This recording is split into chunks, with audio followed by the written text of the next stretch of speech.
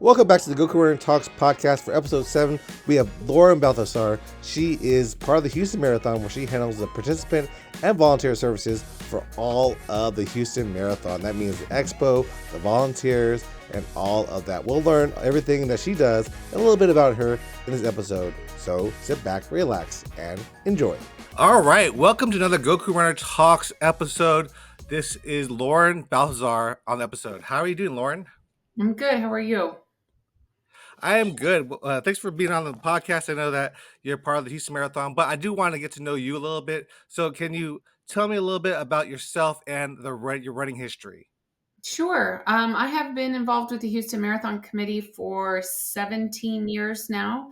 I am staff in one way or another with full-time staff, contract staff. I've managed many aspects of the Houston Marathon, from volunteer program to our expo to our massive sustainability initiative, amongst many other things. I'm a runner myself, a former owner of a operations company that supported long distance road racing as well. So running has been a part of my life in many, many ways for a very long time. So I saw that you were a pacer. So are you a trail runner too? Do you like the trail running aspect of running more? I do. I do. That was probably about 10 years ago, I would say. I was introduced to trail running and fell in love with it, and had the opportunity to travel to many, many places, and run on some very, very beautiful terrain. Once I started having my kids, was able to take my boys along with me. So when I get the opportunity to travel outside of Houston and find good trail, I do. So are you an ultra runner as well, or do you just stick to just trail running? Yeah, no. So now, as you know, creep down, it's really just maintenance running. So I've had the opportunity to run many marathons again across the U.S., including Boston, Chicago, up and down the California coast, here in Houston, trail races on the Appalachia, just tons every which way, Alaska, Hawaii, you name it. But Wow. now I'm winding down more towards, due to my children's sports schedule, towards maintenance running. I feel like I've done my due diligence, and supporting those through the Houston Marathon that are, racing towards their goals.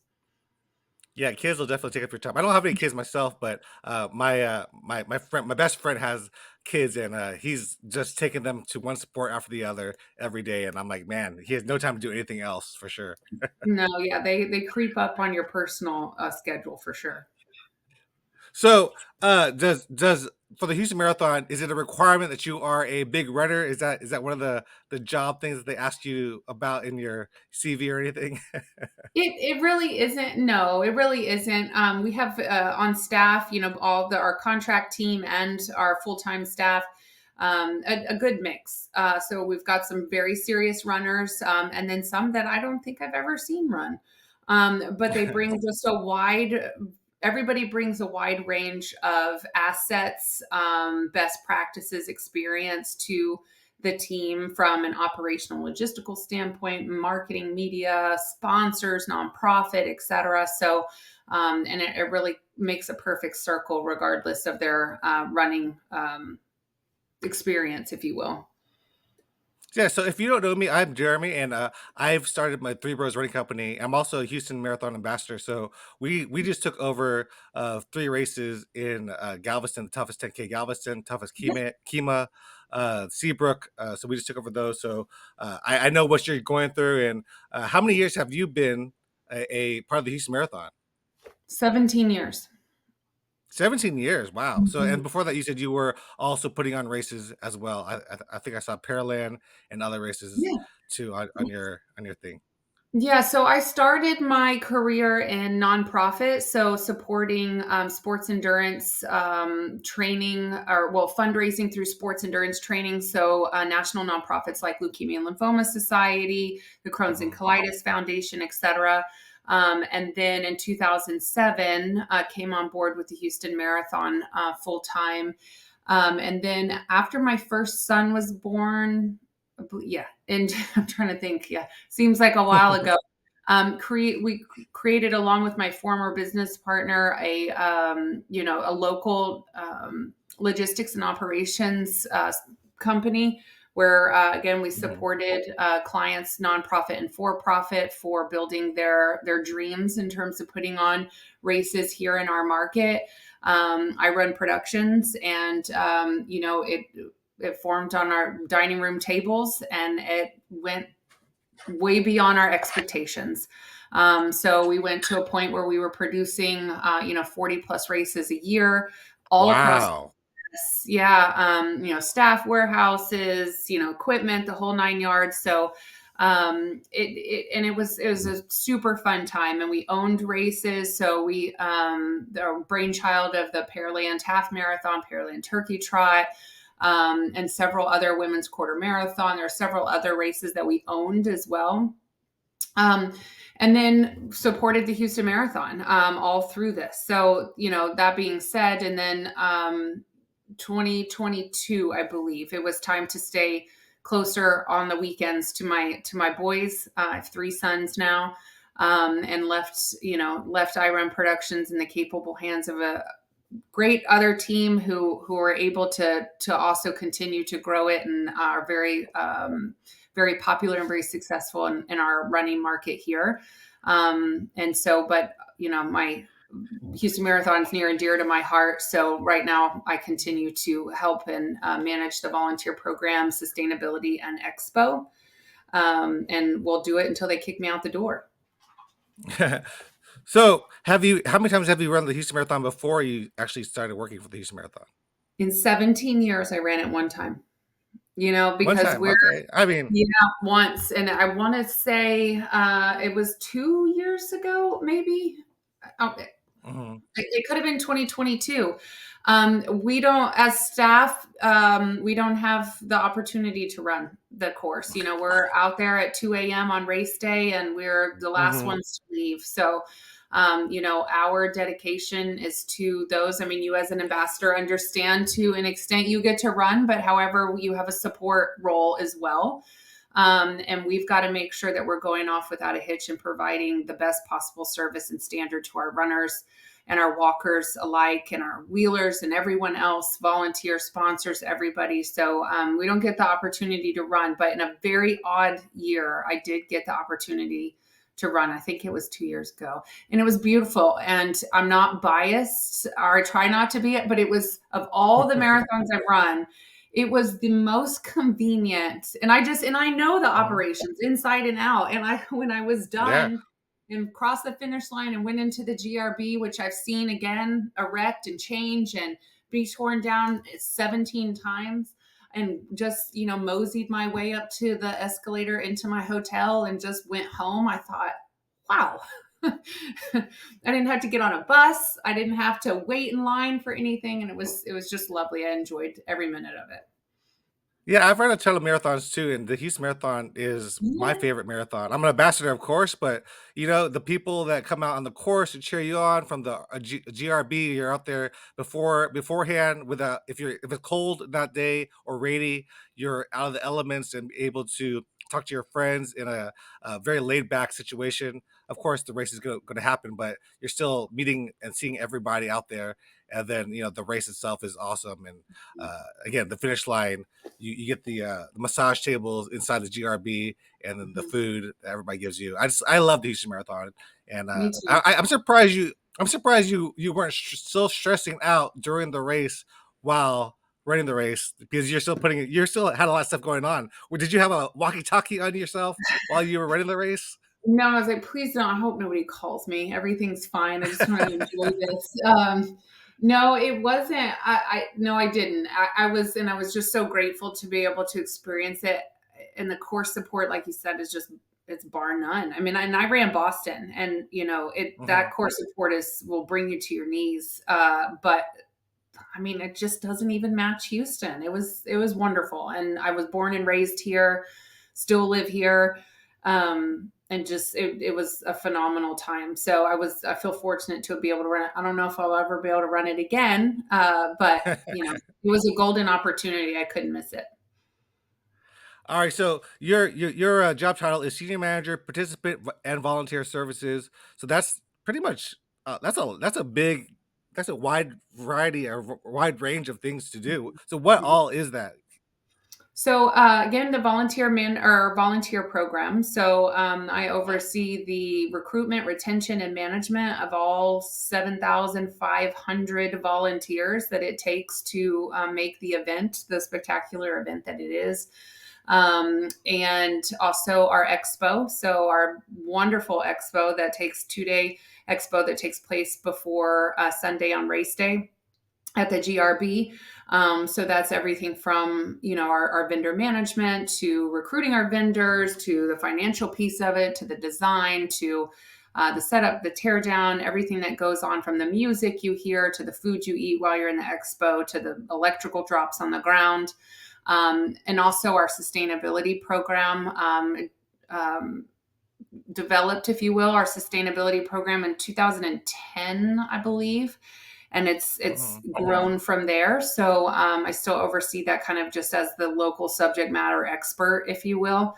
And so that's a pretty decent job. So where do you go about? I know I'm a race director myself. So how do you find all these volunteers for the Houston Marathon, and how many volunteers are there exactly? I mean, there's a ton, I'm sure. Yeah, 7,500 is really our sweet spot. It's really where we know that not one stone is not turned over, for sure, and it's a lot. It's big. It rivals our biggest events here in this city, like the rodeo, and in terms of volume, it's the largest single day sporting event that we have. I mean, there's some other folks that are trying to creep up on that, but yeah, so it's really really big. But in terms of how we recruit them, um, you know, I say this all the time. I think we can. There's a lot of different platforms now. Social, um, we've got TikTok. We have everything, all these things, but nothing will ever beat word of mouth in terms of the best way to market. So, but that Mhm. being said, we've got some really dedicated volunteers that keep coming back. We've got our nonprofit groups, a massive historical database of volunteers, but our social platforms are newsletters, wonderful platforms and shows like this, where we can let people know of the event. So there's really no secret recipe to it. Is we just provide a really good time and people keep coming back. So if somebody wanted to come out and volunteer, what do they do? Is there like an interview process? I remember I went for the Super Bowl a couple years back, and they were Yeah, interviewing people for yeah, spots. I was like, well, this is kind of intense for just a volunteer spot. And then, do yeah. they get any swag? I know Astro tickets were given before. Do you guys still do that? We do. So we partner with Houston Astros, Go Astros, and they provide our volunteers tickets to a summer game. So the games are determined a little bit down the road, usually are June and July, and there's 2 games that our volunteers can pick from, and so they can invite a guest, and they're free. Also, our volunteer shirts are always super fun as well, and just and again a really really great time. In terms of what they do, we have so many positions. I mean, anything, our medical team, our green crew, which is our sustainability team, our packet pickup, those friendly folks that hand that all important race bib to you, our folks within the expo, all the refueling stations, like I said, our medical support, start line, finish line, course cleanup, crew. I mean, you name it. Our finisher refreshment. So, all of our finishers that come through the finish line and get that well deserved medal and a banana and a chocolate milk. There's some smiling volunteer that's providing all that. So what's like one volunteer position that is like the kind of an odd one that people are surprised that you guys actually have a volunteer spot for that? Is it maybe weighing the people before the race? I know you get the medical students do that before That and that's a after. Yeah, that's a good question. That goes more of on like our elite team, but there are volunteers for that as well. Gosh, that's I don't think I've ever been asked that question. I'd have to give that some thought. I don't, I would Do, say do we have a people are there people that are the people that catch the runners like I'm sure that's the medical team, right? To It's who catches medical. the runners Mhm. when they cross the finish line. Yeah, that need a So little extra assistance. That's our medical team. We have regulations and requirements for licensing for our medical team, and that goes nurses, doctors, triage. I mean, everyone, very specific, well trained, led, bar none, world class medical team. As we know, Houston's weather is just, very shaky all the time. So we have to be prepared for all circumstances. Um, Gosh, an answer. I think maybe clothes cleanup. We have a crew of okay, volunteers that comes after everybody starts and kind of takes on a couple miles from the start and takes all of our yeah. clothes. As you know, runners will shed off clothes from the beginning, and it's about 3 miles depending on the weather of just clothes. And so we pick all of them up with a group of volunteers and bag them up, and we donate those to the Star of Hope. So the volunteers, how do they? How did you say how they sign up for that again? Yeah, so they Where can can, they I'm go to sorry, sign up? yeah, they go, so HoustonMarathon.com, under Get Involved is our volunteer page, and there is our sign up link, and it lists all the volunteer opportunities, groups, times, dates, descriptions, everything where a volunteer can go and sign up. And we don't have interviews for our volunteers. There are some of our volunteer positions that do require licensing, like I'd mentioned before, specifically Mm. our medical team, some of our like ham operator radio folks and those kind of things. But other than that, we love people with smiling faces and people that are willing to give back. But they can go online again, HoustonMarathon.com under Get Involved and click our volunteer link, and our volunteer page is there. And there's a ton of opportunities, to choose from. One thing that I saw that you guys did the last couple of years, I don't know if you've been doing it for how many years, but whenever you pick up your packet, there's a message from the volunteers that says like, "Good job, you're a rock star," or it's like a personal message that they write to the Mhm. runner on their packet pickup. So I always Yes. love that addition. Yeah, a fun that's all done through our like technology teams and special. There's always fun, innovative ways and best practices that we're either learning from our sister races or, just really cool things that we can provide those personal touch points.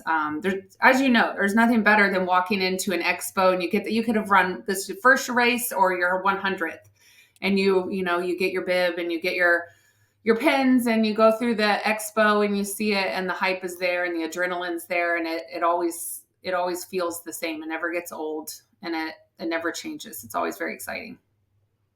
All right, so let's talk about the expo. I know it's changed throughout the years. It's gotten bigger, gotten smaller. How has it been now that after like I think after COVID, I've Yeah. noticed it getting just a little bit smaller, but it's still a huge expo.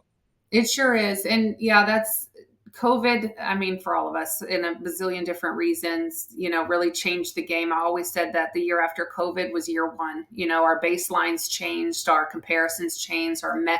metrics changed, our behaviors in general, but especially runners and businesses alike. And so, yes, it's gone from big to small. I've seen it again 17 times, and it's changed its forms many times, but now it is, I'd look at it more, it's more intimate, I would say. And our vendors that come to the expo were, hit by COVID as well. So, Hmm. there was, we had to wait on our vendors and our small businesses to bounce back to be able to come. I mean, it's a pretty to attend an expo as a vendor, it is a healthy price tag, if you will, to be able to do that. And especially recovering from COVID was really difficult. So it was truly, we're all in this together and we had to build back together. And so we've remained smaller. I think we like that more intimate feel, very intentional about our vendors that are coming back. We don't want to be, quality versus quantity in a lot of ways, and Yeah. really adjusted our baselines and our expectations and our own behaviors to adjust for that. And I think it's worked out really well. Our local partners, obviously our beloved and most important sponsors are just huge part of our expo. Our local vendors like Fleet Feet, But, of course, Chevron, Aramco, Methodist, et cetera, they're just such value partners and bring so much to our expos as well. So yeah, it's a good time and well packed. I think I read somewhere on I think it was the last year's expo, the book you guys gave out. 54,000 people visit the expo every year. That's a ton of people. It is a ton of people. It's a lot of people. It's a lot of people, a lot of foot traffic because it's free. It's open to the, Mhm. friends and family too that are accompanying their runners, especially there's always big families with our out of town folks, for sure, our travelers. And just outside folks just hanging out, want to stop in and shop. It's, free for So, all. So is there anything that you tell the vendors that they should do to get people to come to the booths? Because I know that's a tough thing that I find people like if you're not giving away something or doing something that's interactive, it's hard to get people to come to your booth sometimes.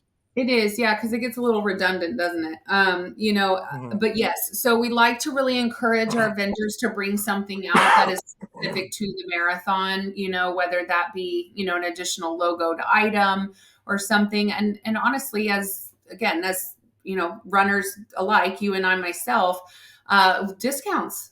I mean, let's be real. Mhm. Discounts are good. Giveaways, that kind of thing, samplings, etc. We have one year we had this very small business out of Austin, and this young woman had created these organic gluten-free crackers that were just, it sounds so silly, right? But they were like the most popular thing at the expo. They were Wow. fantastic. Local, again, a great post recovery food, even, pre-race food, really hit the marks in terms of, the nutritional value. And so just stuff like that, thinking outside the box, standing there with your samples, talking it up, because, we want our vendors to feel seen and valued as well. So of course they'll keep coming back and serving our constituents. My favorite thing is from the Aramco. I get the gloves every We year. Like love, you get the yeah, gloves from the yeah. Aramco, and then I think they've also started giving away like little fanny packs too. So I always love getting all the free swag over there. Mhm. What is one activation that you think is super popular that people keep coming back to? I know one year I call it the video booth year where you had like 15 different people doing the video Mhm. booths. Those are always fun. That's hosted by Michelob Ultra, our Mhm. beer partner, and long term partner, very value partner. Chevron started to do the personalized shirts, so they have the shirt presses there on site Mhm. now, and that line last year was so Oh man. phenomenal to see. And we've made some accommodations this year just so we can forecast and be able to sustain the line. So I think that's really popular. And the gloves, everybody, the minute the doors, wear the gloves. Do you have the gloves? Wear the gloves. I tell everybody, I said, don't buy gloves. Wait, Yeah, because they're going to give yeah, them away for sure. Because you don't want to exactly. waste your money when it's Hmm. free. Uh, and I know there's a certain layout, and I'm sure are you the one that does the layout for the expo to Yeah. lead them to pick up their bags, pick up their shirts, and do all that stuff? How do you Yes. plan that out? Oh gosh. Again, every year is a learning year. You would think after all these years it would just be rinse and repeat, but there are so many Mhm. things that change every year. I mean, you've seen it. We move halls sometimes, with our packet pickup Mhm. and our expo. We're not always in the same place within the GRB. So that changes our foot traffic pattern a little bit. Obviously, COVID, is a different, post COVID, we introduced, timed packet pickup just to kind of reduce the volume in the crowd Mhm. and give us and spread it out some. So we take that into consideration, any updated safety measures, anything like that as well. But the layout, I mean, to be very honest, we've got our again, our big sponsors, Chevron, Brooks, Aramco, Methodist, Fleet Feet, and we build our expo around them, and what again is going to be more intentional for the participant coming in, what they're going to see as soon as they enter and what they're going to see as soon as they leave. And so, yeah, there's little tweaks every year, but know that it's done with great thought. And like I said, you'd think after all this time it would just be a replica, but it's just not. I feel like other races. I don't want to mention any of them, but their packet pickup process is not as seamless as y'all's. Like y'all have it done. Like you go to the person, you tell them the number, go to your Mhm, set mhm, area, and it's so mhm. seamless. It's so perfect. I love that's one of the reasons the Houston Marathon is great because it's so seamless to pick up your packet and it takes no time at all. You're hardly waiting in a line if you're set up with a time slot and everything else. I Yeah, don't know that's how y'all figure that out. it's well, no, it's great. It's very methodical. We've sat many meetings to plan it out and look at it, and it's data driven, without a doubt. So, what other things are there at the expo besides just the expo people? You guys have talks, right? Don't you guys have talks and introductions to different pace groups and all that? Yeah, so we've got our Pacer team, we have our legacy team is there. Our Houston Marathon Foundation has a great presence in our expo and usually always has, our the celebrity speakers, depending on who's in the elite field for the year. We've had some pretty decent names in the past come in and talk, and so those have always been fun. We do news, our broadcasts sometimes out of ABC 13. People like yourselves, we've had podcasts come in, that kind of thing. Pre-COVID, their speaker series was there, and this was kind of a thing for most expos. Large expos was a stage, and you could sit down and you could listen. But we've Hmm. tried to innovate that a little bit, spread out. Again, do broadcasts here in this corner, podcasts here in this corner, Q&A here in this corner. COVID changed it, but at the same time, it really gave us an opportunity to come back and go, is this working? Like, are people sitting down and listening to this coach Yeah. talk to you for an hour? Maybe not. Is there a way we can digitize this? Can we automate this? Can we make this more fun, more engaging? And so it gave us the opportunity to study it. And I think we're in a really good spot there. So, how has like social media changed the way that you are like getting to runners in the in the expo world or anything? Like, is TikTok, YouTube, all that changing things that you do, yourself in the space? Of course. I mean, yeah, of course. Yeah, it's crazy. It's kind of it's and luckily I'm not the one that does that. Otherwise, I would be Uh-huh. lost. And I don't know what the job we would do. So we have a brilliant marketing media team that does all of those things that, tracks our trends and our hashtags and our clicks and our likes and our this and again the data driven decisions and data driven posts and all that in terms of what our engagement periods are and I can weigh in on more again of the runner behavior and what I know that we're looking for and what runners are looking for during different times of the year in terms of information. But again, luckily that is not on my plate, or otherwise I don't know where we would be. So, are you also in charge of the after like over at GRB of that part as well, or uh, just from the volunteers to the? yeah, so like the first floor in terms of inside when runners come in. Mhm. Yeah. Yes. No, so but we do the volunteer management for everybody on the first floor. So all those smiling faces giving your pancakes and your bacon and your chocolate milk and in our HEB food court and in your finisher shirts and your medals and our medical team, gear check, everything. So that is part of the large, robust volunteer program as well.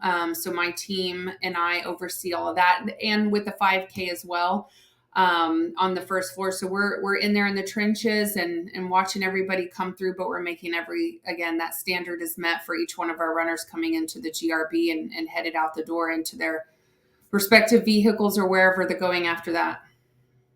So people always they're probably thinking that you only do this 1 month before. How long does it take to actually plan all this out for you?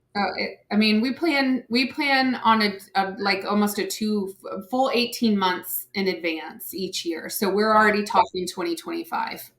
Wow. Yeah, oh, for sure.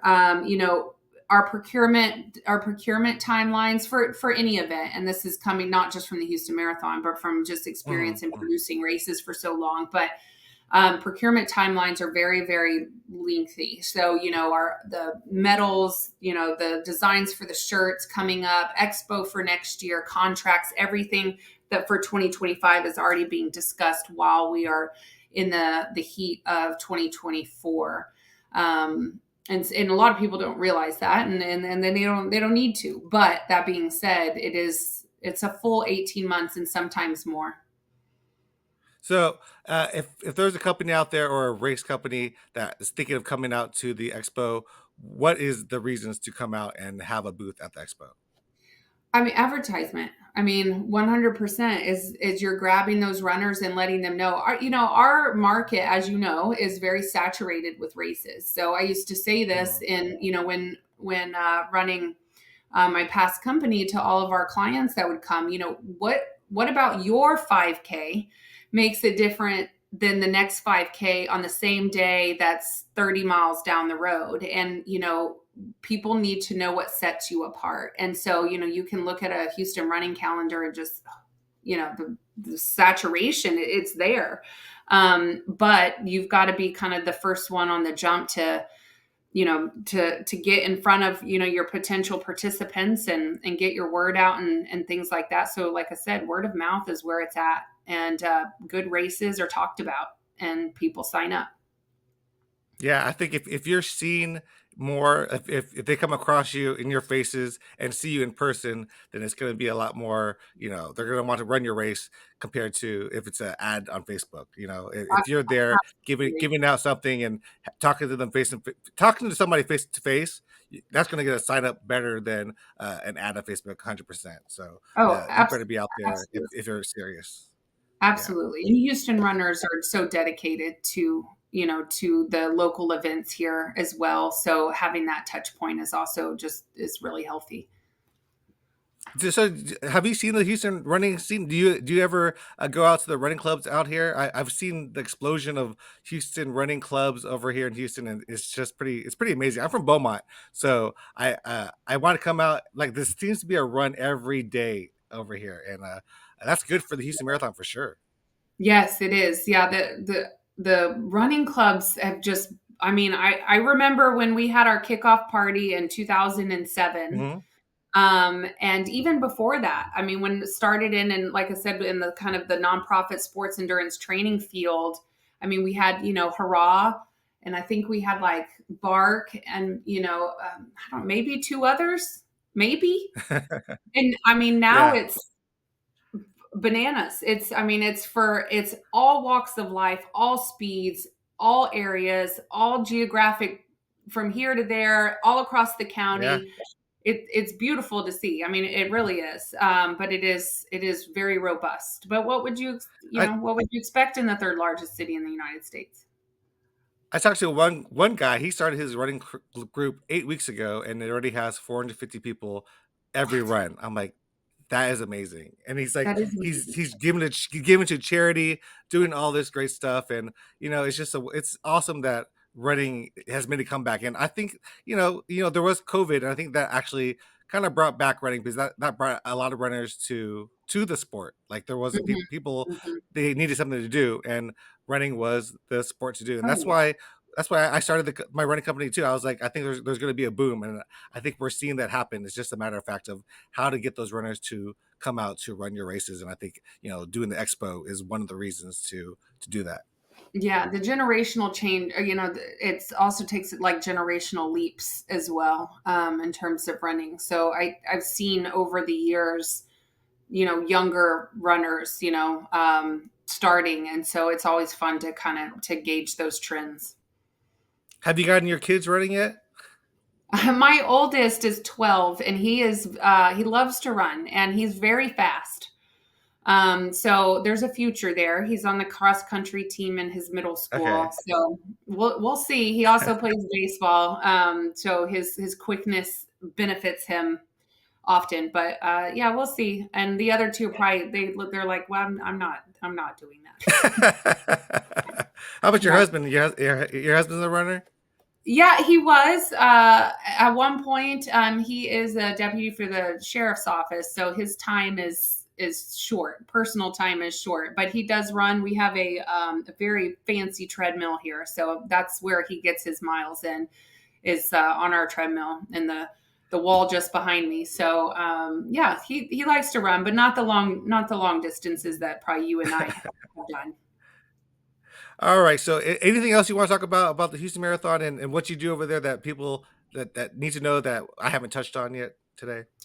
I mean, you've hit so many marks. I just, I encourage our local businesses, our small businesses. We always, of course, are just, deep in our hearts for our local companies here in Houston and in Harris County. If you're interested in coming to our expo, that information is on our website as well. I mean, extremely high foot traffic in terms of getting visibility, with, over 100,000 people the course of two days. So it's a great value, great opportunity. And then of course our volunteers. I mean, I say it all the time. It started as a volunteer race in 1972. It would not be where it is today without them. We actually could not even kind of produce it each year without our Yeah. volunteers.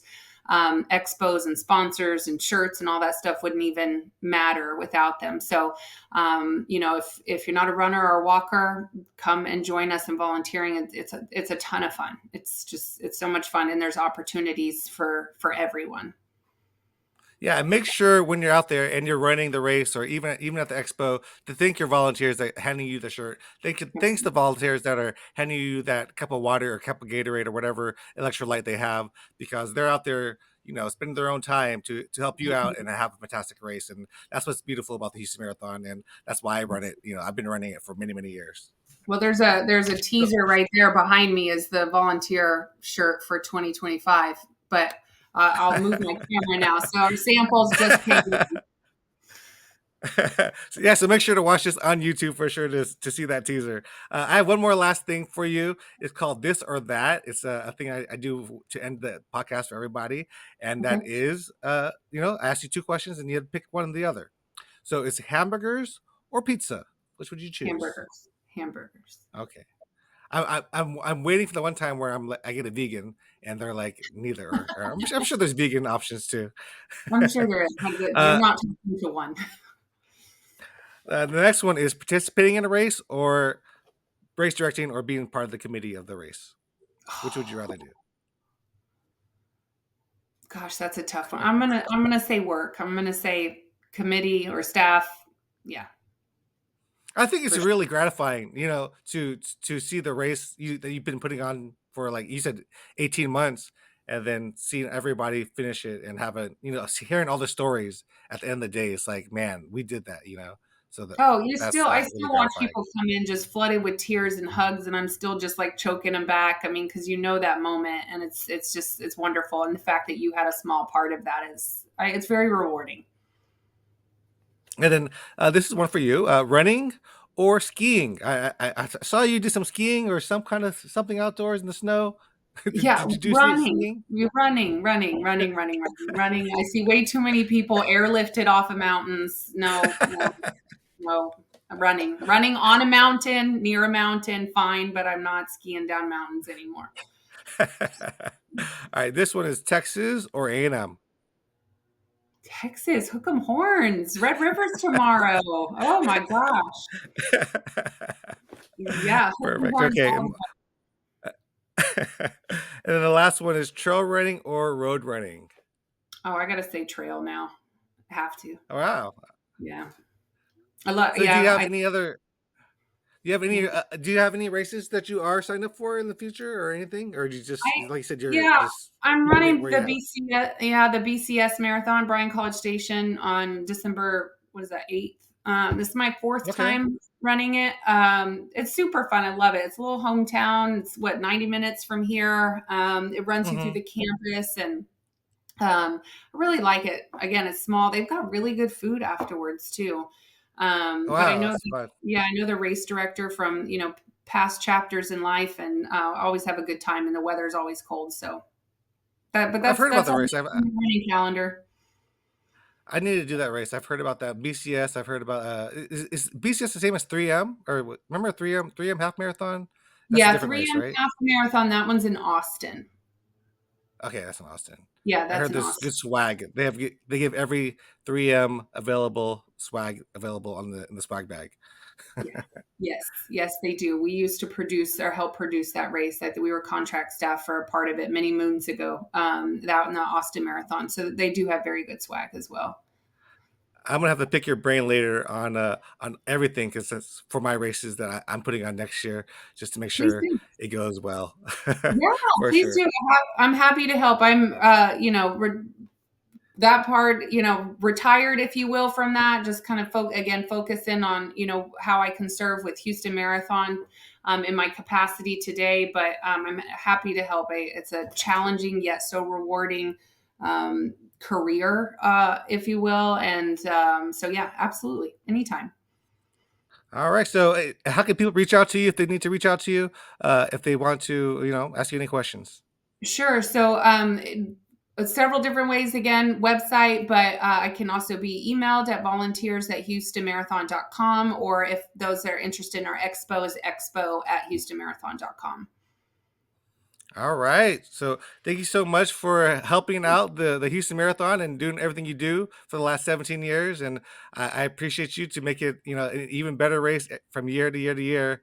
And I appreciate you on the podcast as well. Thank you so much. Well, yeah, thank you for the opportunity. I look forward to meeting you in person. So that's me for this episode of the Goku and Talks podcast. Thank you so much, Lauren, for being on my podcast today. She was very knowledgeable on the topic, and hope you guys learned something, and hope you guys also volunteer if you aren't running the race. Make sure to check out the Houston Marathon website for more information on that.